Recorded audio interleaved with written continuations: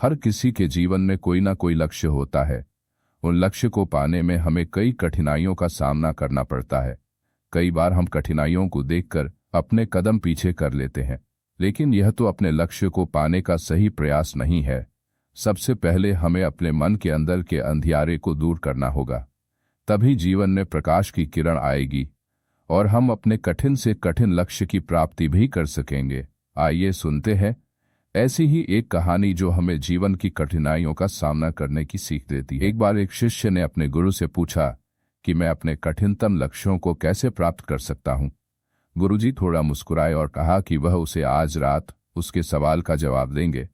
शिष्य हर रोज शाम को नदी से पानी भरकर लाता था ताकि रात को उसका इस्तेमाल हो सके, लेकिन गुरुजी ने उसे उस दिन पानी लाने से मना कर दिया। रात होने पर शिष्य ने गुरुदेव को अपना सवाल याद दिलाया तो गुरुजी ने उसे एक लालटेन दी और फिर नदी से पानी लाने को कहा। उस दिन अमावस्या थी और शिष्य भी कभी इतनी अंधेरी रात में बाहर नहीं गया था। अतः उसने कहा कि नदी तो यहाँ से बहुत दूर है और इस लालटेन के प्रकाश में इतना लंबा सफर इस अंधेरे में कैसे तय करूंगा। आप सुबह तक प्रतीक्षा कीजिए, मैं गागर सुबह भर लाऊंगा। गुरुजी ने कहा कि हमें पानी की जरूरत अभी है, तो जाओ और दादर को भर कर लाओ।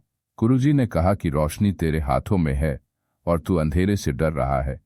बस फिर क्या था, शिष्य लालटेन लेकर आगे बढ़ता रहा और नदी तक पहुंच गया और गागर भरकर लौट आया। शिष्य ने कहा कि मैं गागर भरकर ले आया हूं, अब आप मेरे सवाल का जवाब दीजिए।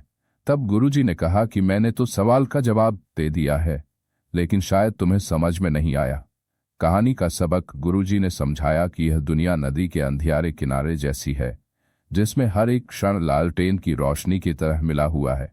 अगर हम उस हर एक क्षण का इस्तेमाल करते हुए आगे बढ़ेंगे तो आनंद पूर्वक अपनी मंजिल तक पहुंच जाएंगे।